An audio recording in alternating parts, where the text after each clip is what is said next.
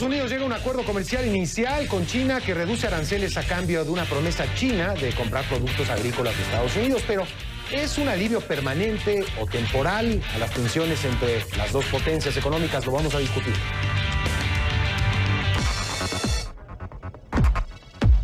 Boris Johnson gana las elecciones con la promesa de finalmente sacar al Reino Unido del bloque de la Unión Europea, pero ¿podrá cumplir con su palabra? No tan rápido, dicen algunos. América Latina en el 2020 continuará la inestabilidad, el descontento social, las protestas. Vamos a analizar el reporte de la firma de consultoría e integración de riesgo político Eurasia Group. Eso se tiene que ver, es una compañía de Polonia que está creando prótesis de brazos personalizados, sí, con impresoras 3D. Glaze Prosthetics le da la libertad a los usuarios de diseñar sus propias prótesis y además con un ligero diseño provee para los más pequeños. Te lo vamos a contar en nuestra división de CNN Dinero Clicks.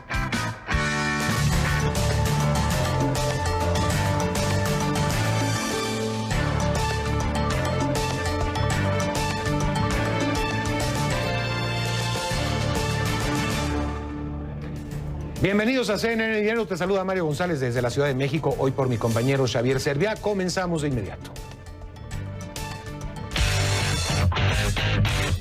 Estados Unidos ha llegado a un acuerdo comercial inicial con China que reduce aranceles a cambio de una promesa china de comprar productos agrícolas estadounidenses, pero ¿es un alivio permanente o temporal a las tensiones entre las dos potencias? Lo vamos a analizar. Y de inmediato lo analizamos. Le doy la bienvenida a Francisco de Rosenzweig, socio de la firma White & Case. Siempre se me dificulta. Ya me habías dicho Rosenzweig, pero es así, ¿verdad? Estoy bien. Sí, estás bien. Te agradezco mucho, Francisco. Gusto verte nuevamente por aquí. A ver, hay un acuerdo inicial con China. ¿Crees que esto ya está estableciendo lo que va a ser de aquí al futuro o no sabemos en realidad? Pues mira, pareciera que la administración Trump está poniendo más atención al tema comercial y el efecto que tiene esto en la economía de Estados Unidos y a nivel global. Por orden día, este acuerdo que se está anunciando el día de hoy, en principio para una primera fase, es un acuerdo que permitiría incrementar el PIB global en 0.6% a nivel del planeta. Pues es bastante importante. Entonces, es muy importante. Claramente las bolsas reaccionaron de manera favorable. Hoy ya tuvimos conocimiento que la Oficina de Representación Comercial informó que se había suspendido esta intención de imponer aranceles a partir del próximo domingo, el 15 de diciembre, por otros 160,000 millones de dólares. Y hay que recordar que ya al día de hoy, pues los aranceles que ha impuesto Estados Unidos a las importaciones de China son prácticamente el tamaño de las exportaciones de México a Estados Unidos, es decir, 360,000 millones de dólares, que sí sé rápido, pero sin duda es un monto muy importante. Ahora bien, esta semana también se acordó el tema del Tratado México, Estados Unidos y Canadá.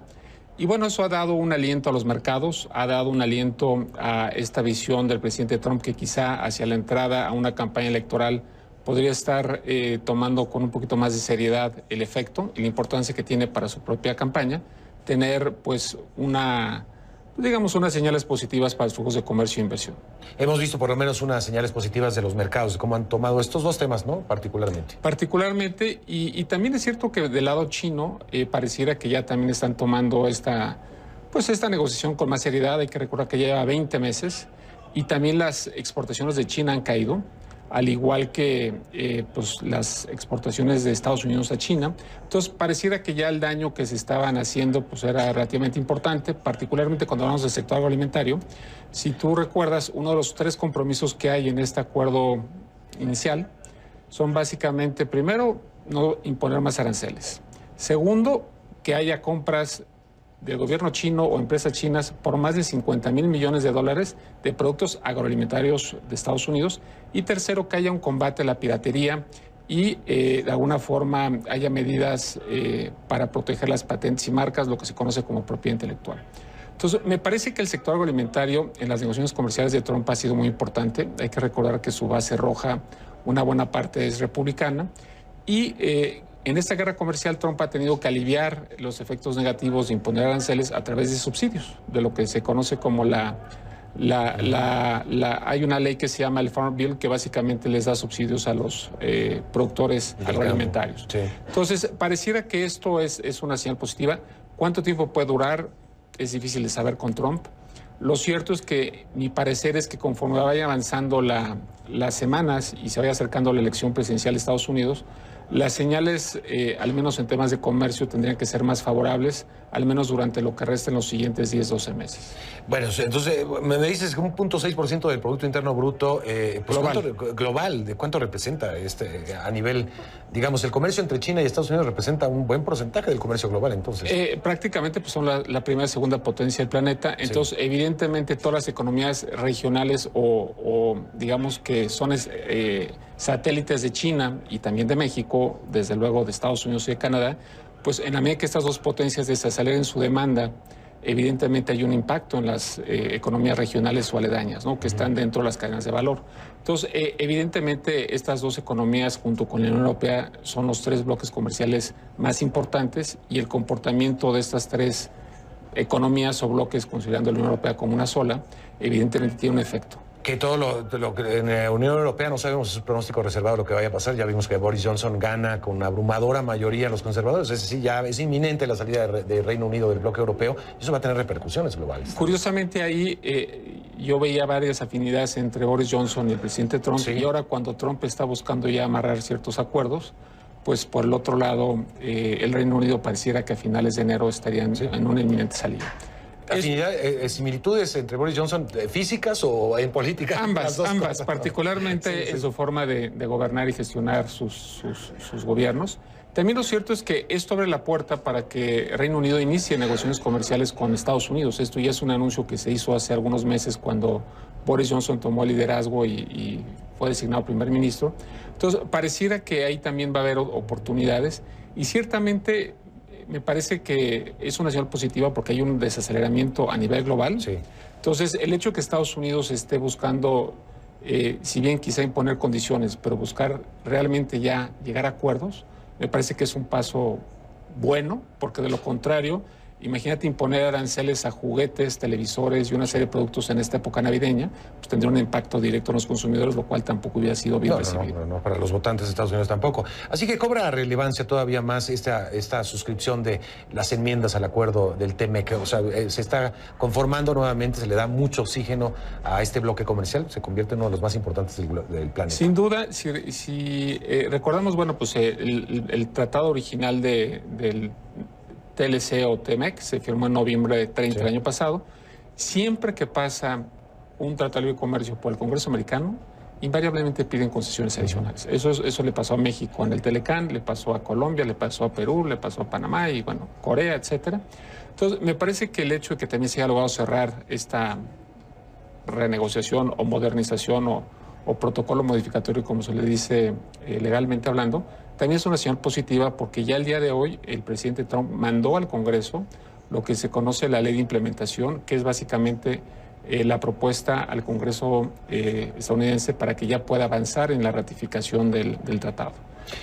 Muy bien, bueno, pues muy interesante lo que va a pasar en el próximo año, el 2020, porque ya vimos que está la economía deprimida, el comercio global también. Creo que el 2020 será el de la respuesta a muchos de los cuestionamientos. Muchas gracias, Francisco, por estar con nosotros. Al contrario, muchas gracias, Mario.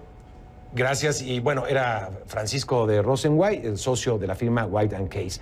Vamos a hacer una pausa cuando regresemos aquí a CNN Dinero. El Reino Unido firmemente encaminado a abandonar oficialmente la Unión Europea a fines de enero, el 31 de enero, tras la contundente victoria del Partido Conservador a cargo de Boris Johnson y en las elecciones de este jueves, en las elecciones generales. Vamos a conversar con la profesora María Lorca Susino desde Miami. Volvemos.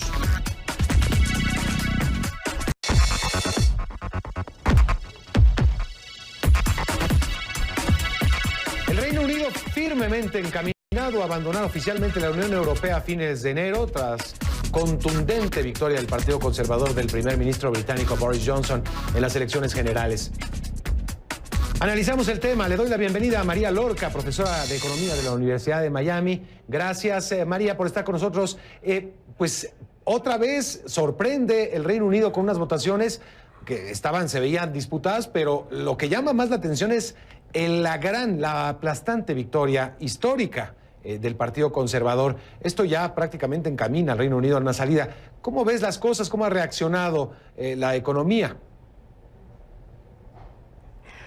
Hola, buenas noches. Hombre, pues como a mí una cosa que me gusta y es que una vez más las encuestas no daban de ninguna manera que fuera a haber una victoria como la que ha existido. Y bueno, parece que vamos al Brexit el día 31, pero tú sabes, Mario, yo no lo doy todo porque hoy nos hemos levantado también con la noticia de que en Escocia la primera ministra allí ha dicho que va a hacer unas elecciones porque han ganado los independentistas por una mayoría abrumadora y está hablando de que va a hacer un referéndum para independizarse del Reino Unido. ¿Por qué? Bueno, pues porque ya sabemos que han encontrado petróleo, que tienen gas natural y que, bueno, tienen una fuente para, digamos, mantenerse. Entonces yo creo que esto es simplemente pues un capítulo más en esta larguísima historia. Petróleo, gas natural y whisky, bueno, ya con eso creo que estarían como para pensar en su independencia económica. Se complica mucho la situación, pero parece que la intención de Boris Johnson es ir hacia la salida, hacia el Brexit, María. Sí, yo creo que sí, que es ir hacia el Brexit, sobre todo que ya tiene, digamos, el poder que necesitaba, pero no solamente hacia el Brexit, sino yo creo que Boris Johnson tiene un mandato mucho más allá que el Brexit. Tiene un mandato porque si tú te miras quién ha votado el señor Boris Johnson, pues lo han votado gente que tradicionalmente han sido laboristas y que han decidido cambiar su voto a conservador. Yo creo que Boris Johnson tiene que cambiar lo que es el partido, tiene que cambiar lo que es el futuro de lo que es el Reino Unido. Creo que por primera vez el Reino Unido va a ser el dueño de su destino en el siglo XXI. Mira, en el siglo XIX pues fue su destino ser un imperio. En el 20 se unieron con los Estados Unidos, ganaron 2 guerras mundiales y a partir de ahí se unieron a la Unión Europea y han ido ahí a trancas y barrancas. Y yo creo que el siglo XXI, el señor Boris Johnson es el que tiene que decidir qué hace con la nación, la tiene que unir, está muy dividida y yo creo que vamos a ver cosas muy interesantes a partir de ahora que también van a hacer ejemplo en el resto de Europa. El Reino Unido seguirá siendo una potencia económica, sin lugar a dudas. ¿Crees que los mercados, los mercados financieros y también el mercado global del comercio ya da por descontado esto? ¿Lo ha ido madurando a lo largo de los meses? Yo creo que sí, a ver, yo creo que el Reino Unido, la libra ya está, si te pones y la mira, ya está subiendo, contra el euro también, es decir, estamos viendo que el Reino Unido no va a desaparecer, nunca ha desaparecido, yo creo que ahora ya tienen, como te he dicho, la sartén por el mango para ir a donde quieren ir y yo creo que el Reino Unido, bueno, pues pasará un periodo malo porque tiene que haber muchísimas transiciones, muchísimos ajustes, pero fíjate, a mí no me preocupa tanto el Reino Unido, ellos siempre han salido adelante, a mí me preocupa más el futuro de la Unión Europea sin el Reino Unido. Exacto. Sí, yo creo que es la gran pregunta, ¿qué pasará? Y también falta ver la letra chiquita, es decir, las cosas cotidianas de los acuerdos migratorios, los trabajadores, la gran cantidad de trabajadores de empresas multinacionales que están con presencia en Reino Unido. ¿Qué va a pasar con todo esto? Incluso con los estudiantes, no se sabe muy bien, sigue el debate sobre estos temas, ¿no? Vamos a ver, yo creo que el Reino Unido, como te he dicho, es un país que ha sido país antes que muchísimos países que hoy dicen que son país y ellos no se van a dar, como dicen en América, un tiro en el pie. Esos son, digamos, peccata minuta, que eso se puede arreglar en un acuerdo. Yo creo que el Reino Unido va mucho más allá de simplemente los trabajadores. Ellos necesitan gente que trabaje. De hecho, el Reino Unido ha sido, digamos, la bolsa laboral para todos los europeos. Cualquier europeo que tú preguntes se iba a buscar trabajo y encontraba trabajo en el Reino Unido. Y yo creo que el Reino Unido va a seguir siendo una potencia, va a seguir necesitando del resto del mundo para que los ayude a salir adelante y yo creo que esto es simplemente un capítulo nuevo para el Reino Unido en el siglo XXI. Ahora bien, cuando fue la votación del Brexit sorpresiva para todo el mundo, María, después fuimos viendo que lo único que tal vez no teníamos por cierto es que había un pensamiento ya de ruptura en el interior de algunos habitantes del Reino Unido y que después vimos que se fue replicando en el mundo. Es decir, ahí está ese pensamiento. ¿Crees que pase un efecto dominó, que este pensamiento o al ver el comportamiento del Reino Unido fuera de la Unión Europea pueda provocar que otros países se animen a buscar sus experiencias, como ya escuchamos a Escocia? Mira, el Reino Unido poco se sabe. Bueno, para empezar económicamente, bueno, pues es el país que ha dado a luz, ¿no?, a los grandes pensadores económicos, desde Adam Smith hasta Keynes, que todo el mundo lo usa por bandera. Pero políticamente el Reino Unido, y esto, bueno, no hay mucha gente que a lo mejor lo sepa, ha sido el primer país donde se creó la soberanía. Se le cortó la cabeza al rey Carlos I porque no respetaba que la soberanía residía en el Parlamento, ¿ok? El Reino Unido, cuando se unió a la Unión Europea, ha sentido que su soberanía, que es el Parlamento, hemos hablado de este tema del Parlamento, que si lo cierran, que si lo abren, todo esto que abrimos, es mucho más allá que muchas cosas. Entonces, yo creo que lo que estamos viendo es que este sentimiento nacional, que es un debate, no estamos hablando de estos nacionalismos extremos, sino lo que es el sentimiento de cohesión nacional, de unas raíces, de una cultura. Yo creo que en todo este tema de la Unión Europea se pierde un poco en lo que es este Bruselas de 700 y pico representantes, que no se sabe muy bien a quién representa, y el Reino Unido ha huido de eso. La globalización estamos viendo como que es tan dura que mucha gente necesita volver a sus raíces, y yo creo que esto es lo que hemos visto en el Brexit, y lo que, bueno, pues si los políticos no se andan listos, pues lo vamos a seguir viendo como lo estamos viendo en Europa sobre todo. Bueno, me recuerdas un libro recientemente de Fukuyama, recientemente escrito, de la lucha por las identidades, dice que por ahí viene la ruptura. Y efectivamente creo, bueno, no sabemos si se cuece aparte el Reino Unido, la isla, por estar precisamente en una isla y que ahí, o vamos a ver esto después con más fuerza en otros países también, esta lucha por la identidad y los nacionalismos también surgir con más fuerza, como ya lo han hecho manifestaciones de todo tipo. María Lorca, gracias desde Miami, gracias por estar con nosotros aquí en CNN Dinero. Vamos a hacer una pausa. Cuando regresemos, Latinoamérica en 2020, ¿continuará la inestabilidad, el descontento social, las protestas en las calles? Lo vamos a analizar con el reporte de la firma de consultoría e investigación de riesgo político Eurasia Group. Regresamos.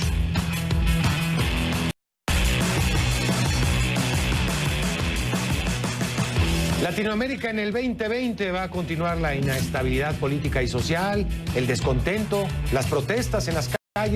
Vamos a analizar el reporte de la firma de consultoría e investigación de riesgo político Eurasia Group. Pero si te perdiste en nuestros análisis y quieres saber lo que está pasando en el mundo del dinero, ya lo sabes, ahí está cnnenespañol.com/CNN Dinero. Volvemos.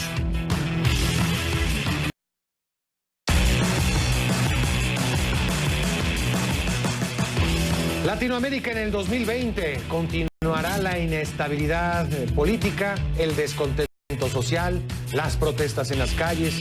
Vamos a analizar el reporte de la firma de consultoría e investigación de riesgo político Eurasia Group. Y le doy la bienvenida a Daniel Kellner, de Eurasia Group, desde Washington. Daniel, qué gusto saludarte. Pues, a ver, cuéntanos un poco qué destaca este reporte de Eurasia Group, cómo están viendo la situación en América Latina, desde Argentina hasta México, protestas sociales. Pues sí, mira, la verdad es que digo, las últimas semanas o los últimos meses han mostrado mucha inestabilidad en América Latina, con elecciones, con protestas, con muchas de estas cuestiones. Y la verdad es que lo que uno ve es que la región y sobre todo América del Sur, pues tiene algunas características estructurales que son muy complicadas. Por un lado, problemas económicos, bajo crecimiento, muchos países con problemas fiscales, gobiernos que tienen que hacer ajustes que son poco populares y generan protestas como en Ecuador. Y por otro lado, un muy fuerte descontento social, que lo vemos con las protestas como en Chile, con bajos niveles de aprobación, que no tienen que ver solamente con este bajo crecimiento, sino que tienen que ver mucho más con una especie de malestar de las clases medias, que no es sorprendente dado el muy fuerte crecimiento de las clases medias que experimentó la región y que tienen que ver ya con un más descontento con la corrupción, con los servicios públicos. Entonces estas dos condiciones básicamente están generando todas estas inestabilidades en los países y generándole muchos problemas a los gobiernos que no pueden resolverlos. Sí, Bolivia creo que igual, con unos buenos crecimientos en los últimos años, Chile no es la excepción, y efectivamente, como dicen, en el caso chileno, por ejemplo, se detona todo a raíz también de una medida económica, pero pues surgen otras protestas y otras demandas que ya superan por mucho la cuestión económica, va por ahí, ¿no? Sí, o sea, si uno mira, por ejemplo, los países donde las protestas han sido mayores, excluyendo un poco Ecuador, Chile, una economía que muy exitosa económicamente en los últimos 30 años, con buenas perspectivas hasta antes de las protestas para este año, con una decisión muy menor que fue lo que realmente generó todo este descontento que termina ahora con un proceso de cambio constitucional que va mucho más allá del pequeño aumento del metro. Colombia, otro país que de alguna manera le iba económicamente bien. Sí. Algo parecido pasó en Brasil anteriormente y llevó a la elección de Bolsonaro. Es decir, o sea, creo que lo que está pasando en muchos países de la región es lo que se llama la trampa del ingreso medio. Es decir, o sea, son clases medias que ya han visto de alguna manera algunos de sus problemas económicos resueltos, aunque siguen siendo vulnerables, y quieren mejoras en otros ámbitos que estos países y gobiernos todavía no les pueden dar, sobre todo porque si uno mira a la región, muchos de estos gobiernos están en momentos de escasez fiscal, de hecho teniendo que reducir gasto, cuando estas clases medias les piden un aumento del gasto y reformas de otra manera. Entonces esas son cuestiones que son mucho más difíciles de resolver y que no tienen solamente que ver, como decía, con bajo crecimiento económico, problemas económicos tradicionales que han sido de alguna manera las fuentes de descontento tradicionales en América Latina.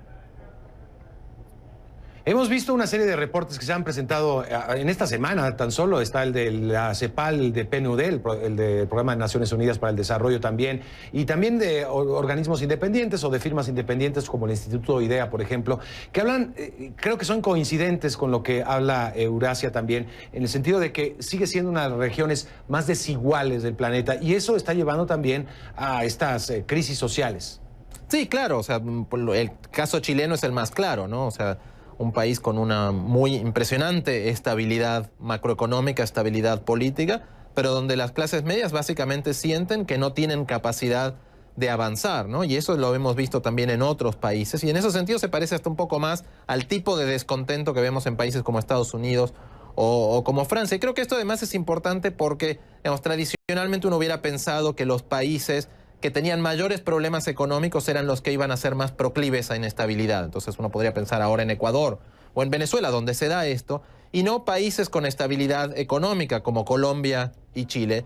Y justamente en estos dos países, probablemente en Perú, veamos algo parecido hacia adelante, es donde vamos a ver no solamente protestas, sino además eventos más disruptivos para la economía, en elecciones, en protestas, en reformas fallidas, porque tiene que ver con este descontento más fuerte, más de clase media, que los gobiernos no encuentran la forma de resolver, porque tiene que ver con bajar la corrupción, proveer mejores servicios públicos, reducir la desigualdad, generar más movilidad social, que son reformas mucho más difíciles que garantizar la estabilidad macroeconómica, sí, que ya de por sí es difícil, ¿no?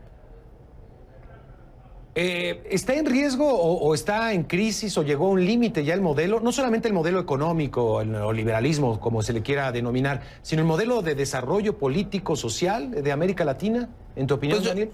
Yo creo que digamos, si uno mira, de alguna manera creo que lo que está pasando es un poco los efectos del ciclo de alto crecimiento de la década anterior, ¿no? Yo creo que el neoliberalismo en los países donde se aplicó bien, como Chile, Colombia, Perú, sí fue muy exitoso, ¿no? O sea, inclusive México, digo, o sea, con generar crecimiento en estabilidad, pero claramente en una región que hoy en su gran mayoría es democrática, estas demandas después de procesos de crecimiento económico empiezan a aparecer y solamente la estabilidad macroeconómica no es suficiente. Y si uno mira muchos de estos países, incluyendo los exitosos como Chile, no hicieron verdaderas reformas estructurales que fueran más allá de garantizar la estabilidad macroeconómica. Y yo creo que un poco el proceso en el que entramos en América Latina es que los gobiernos tienen que empezar a pensar eso. Lo que pasa es que hacer eso en un contexto de escasez fiscal es difícil y en un contexto de descontento social es aún más difícil, y sobre todo cuando los políticos tienen que ganar elecciones cada 2, 4 o 5 años. Entonces yo creo que va a ser difícil de resolver lo que estamos viendo, agravado esto porque las perspectivas económicas generales del mundo y de América Latina no son las mejores, ¿no? Vemos alternancia en todos lados prácticamente, desde el polo donde estén hacia el otro lado. Vemos Argentina, un regreso del peronismo, neoperonismo, como se le quiera también mencionar. Vemos Uruguay también, un viraje. Vemos en Bolivia, bueno, ahí en otras circunstancias, pero también hay una alternativa, tal vez por la fuerza, pero ahí está. Y en México también la alternancia. ¿Qué está pasando entonces? Bueno, lo que estamos viendo, creo, es que los votantes están buscando alternativas que satisfagan lo que ellos necesitan, que es crecimiento económico, mejores servicios, bajo corrupción y mayor movilidad social. De alguna manera la región se movió a la izquierda y mucha gente pensaba que eso era era algo que no se iba a terminar. Hasta hace un par de años parecía que se movía a la derecha y lo que nosotros siempre pensamos es que más bien lo que pasaba es esta alternancia que en los votantes descontentos buscando una alternativa. Y como vimos en Argentina y como podemos ver en otros países, los votantes ahora trajeron a la derecha, no funcionó, trajeron de vuelta al peronismo o la izquierda. Y si estos gobiernos no satisfacen esas demandas, y yo creo que en Argentina es muy probable que no lo logren, van a volver y vamos a empezar a ver estos vaivenes, o vamos a empezar a ver, más como en el caso de Brasil, outsiders emergiendo a medida que este descontento también se traslada en algo más, digamos, de preocupación con el sistema político y la clase política en general, ¿no? Que creo que es algo, por ejemplo, que estamos empezando a ver en Chile. ¿Es global esto, Daniel, en tu opinión, o solamente un fenómeno de América Latina? No, el descontento de los votantes es global. Es muy fuerte en los países avanzados. Digo, en Estados Unidos lo vemos, Trump es eso. Estabas hablando de los conservadores y Brexit es lo mismo, Alemania, Francia. Pero yo creo que en América Latina es un poco diferente. En los países avanzados tiene que ver con descontento de clases medias, pero también está muy relacionado con cuestiones en contra de la globalización, por cambios tecnológicos, la inmigración. Eso no pasa en América Latina. En América Latina tiene mucho más que ver todavía, creo que con la economía, pero además con estas cuestiones a lo mejor más de la provisión de servicios públicos y de la corrupción. Entonces digo, el descontento es generalizado y eso sí lo estamos viendo en todo el mundo, lo hemos visto en Egipto, lo estamos viendo en el Líbano y demás, pero en América Latina tiene su propia forma, que creo que tiene que ver con los problemas económicos históricos de fiscales y de bajo crecimiento, y este surgimiento de nuevas clases medias que no encuentran la forma de que sus demandas sean satisfechas. Bueno, yo pondría nada más la variable del feminismo, que también está surgiendo con mucha fuerza en América Latina y en todo el mundo también, pero es otra variable transversal también donde se exige un cambio de paradigmas también. Pues te agradezco mucho, Daniel, fue muy interesante conversar contigo. Daniel Kerner, desde Washington, gracias por estar aquí en CNN Dinero. Otra pausa y cuando regresemos, esto se tiene que ver. Es una compañía de Polonia que está creando prótesis de brazos personalizados con impresoras 3D, Glaze Prosthetics, y le da la libertad a usted, a los usuarios, de diseñar su propia prótesis. Y además, con un ligero diseño, provee para los más pequeños también. Te lo vamos a contar en nuestra emisión de CNN Dinero Clicks. Mr. Correa votes yes. Estas son otras breves económicas de CNN Dinero. Abuso de poder y obstrucción al Congreso son los dos cargos que aprobó la Comisión Judicial de la Cámara de Representantes de Estados Unidos en contra del presidente Donald Trump este viernes. El mandatario respondió que el resultado se trataba de un engaño, que el proceso no debía haber sido permitido y que le hace mucho mal al país. Para Trump, con esto se trivializa la figura del juicio político. La decisión final si procede el juicio o no corresponderá al Senado. La Junta Nacional de Relaciones del Trabajo de Estados Unidos le dio luz verde a McDonald's este jueves para llegar a un acuerdo sobre un caso en su contra que data de 2014. Se trata de una demanda a la cadena de venta de hamburguesas porque supuestamente tomó represalias en contra de los empleados que intentaron sindicalizarse. La empresa transnacional dijo estar complacida por la decisión y agradeció el hecho de que tantos empleados como franquicias pudieran seguir adelante. Lyft abrió un nuevo frente de batalla. No le bastaba con Uber, ahora también luchará en el mercado de autos por alquiler al anunciar su servicio Lyft Rentals este jueves. Esto permitirá a los usuarios alquilar vehículos hasta por 2 semanas. Los precios varían significativamente dependiendo del día y la hora de la reserva. Por ahora solo estará disponible en Los Ángeles y en el área de la Bahía de San Francisco, y garantizan que no hay tarifas ocultas o cambios de modelos a última hora. Microsoft revela el nuevo nombre de la nueva consola para videojuegos durante los Game Awards. Se trata de la Xbox Series X, que saldrá a la venta a finales de 2020. Sin embargo, sus fanáticos tendrán que esperar un año más para tenerla en sus manos. Microsoft adelantó que será 4 veces más poderosa que su antecesora. Viene con más memoria y mayor resolución en las imágenes. Lo que aún no han hecho público es el precio.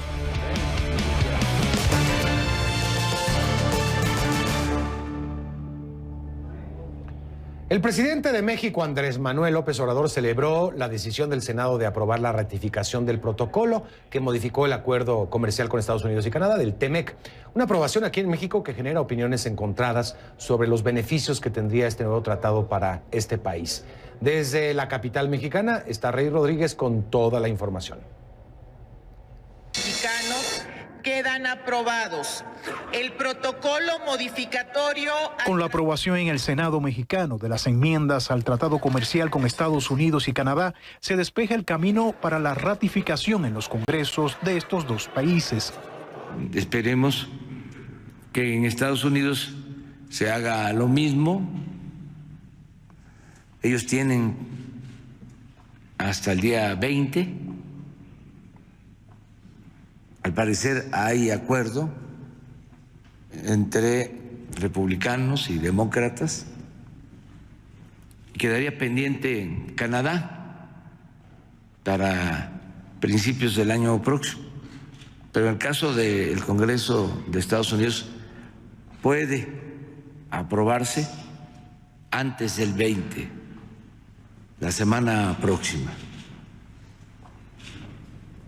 Y esto va a ayudar mucho a la región, América del Norte.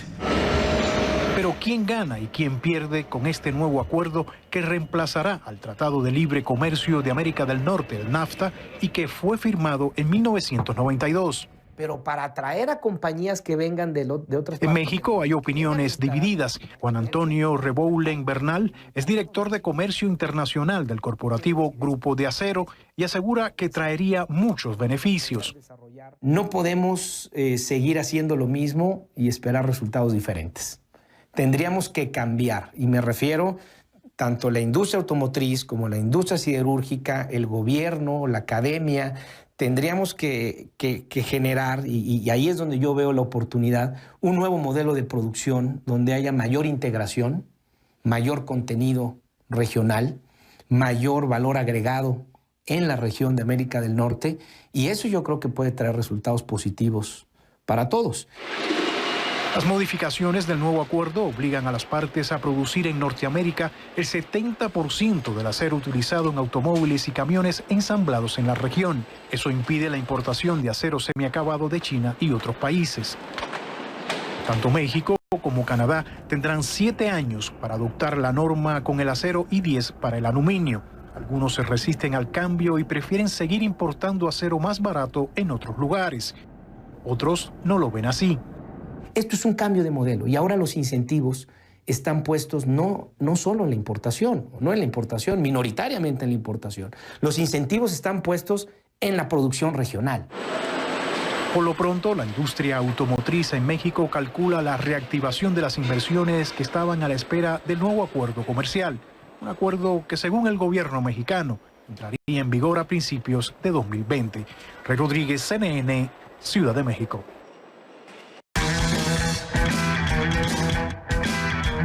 Y cuando regresemos a CNN Dinero, esto se tiene que ver. Es una compañía de Polonia que está creando prótesis de brazos personalizados con impresoras 3D.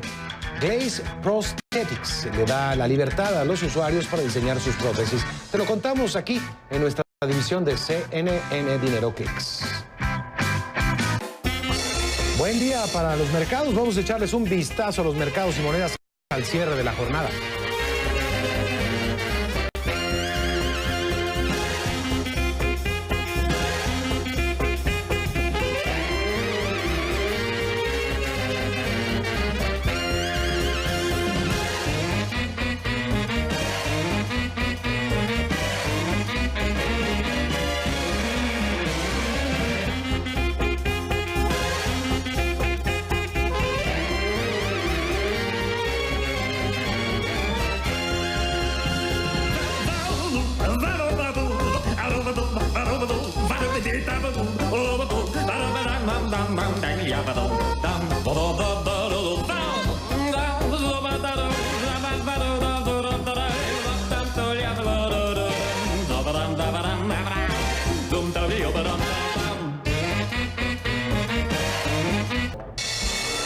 Ya está con nosotros mi compañero Camilo Egaña con un adelanto de lo que tendrá esta noche en su show. En solo unos instantes, Camilo, ¿cómo estás? Buenas noches. Buenas noches, querido Mario. Buenas noches para todos. Hoy es viernes y hacemos un programa con aliento de viernes. Charly Sa, el gran cantante colombiano, viene a presentar su nuevo material Y la actriz cubano-estadounidense Isabel Castillo, protagonista del Señor de los Cielos, viene a contarnos qué ha sido de su vida después que encontró el amor precisamente en esa serie. Así que es un programa ligerito, dejamos la contingencia política a un lado, que es viernes. Hay que dejarlas a un lado, ya, basta. Gracias, Camilo. Así.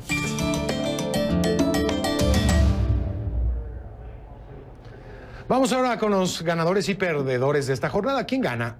Hoy, Airbus, ¿por qué? Su avión ha sido elegido para el proyecto de vuelo más largo del mundo. Qantas, la aerolínea australiana, anunció que usaría aviones Airbus para el proyecto Sunrise, que operaría vuelos regulares sin escalas desde Sydney, Melbourne y Brisbane en Londres y Nueva York. Estos viajes de 19 horas serían los vuelos de pasajeros más largos jamás realizados por una aerolínea comercial. Todavía están en la fase de investigación y Airbus tendrá que hacer algunas modificaciones a su avión A350, como agregarle un tanque de combustible adicional y aumentar el peso máximo soportado para alcanzar el rendimiento requerido.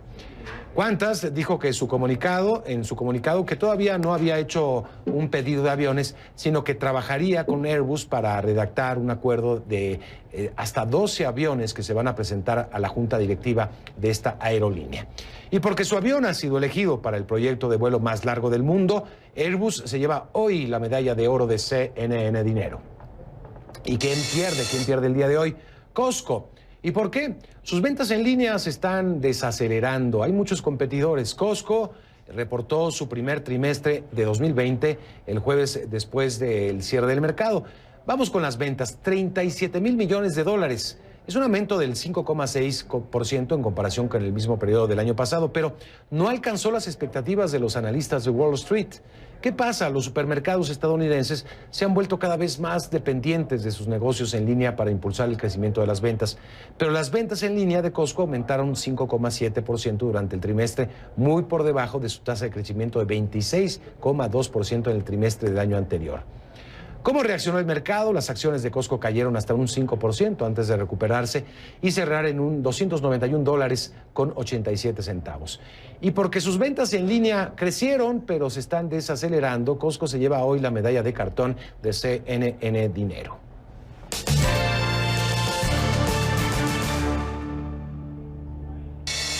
Esto se tiene que ver. Una compañía de Polonia está creando prótesis de brazos personalizados. Sí, con impresoras 3D, Claes Prosthetics le da la bienvenida a los usuarios para diseñar tu propia prótesis.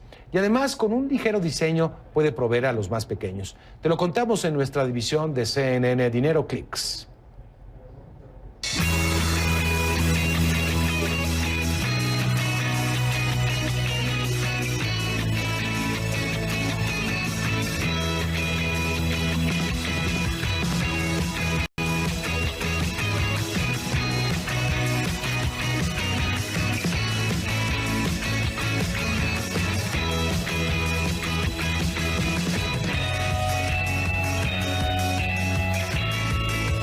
Nasze protezy są pierwszym wymiennym systemem protez. To znaczy, że osoba po amputacji przy jednym leju może mieć wszystkie rozwiązania protetyczne. Nasza proteza to też pierwsza proteza na świecie, która jest protezą designerską. To znaczy, że pacjent może odwiedzić naszą stronę, wybrać kolory, design swojej ręki, stworzyć ją i ona zawsze będzie idealnym odbiciem jego drugiej ręki, jeśli chodzi o wymiary.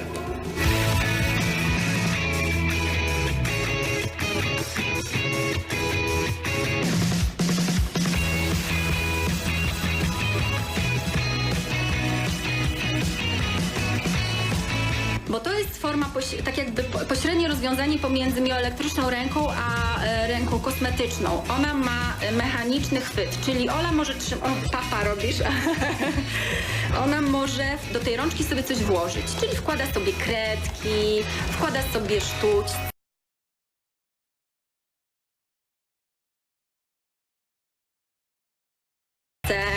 Cokolwiek. Ona chwyta ten wózeczek. Jest to dla niej atrakcja, że może coś tą rączką przytrzymać. Cuando la tecnología se usa para el bien, hace maravillas. Llegamos al final de CNN Dinero. Nos vemos en una nueva edición. Que pase un excelente fin de semana.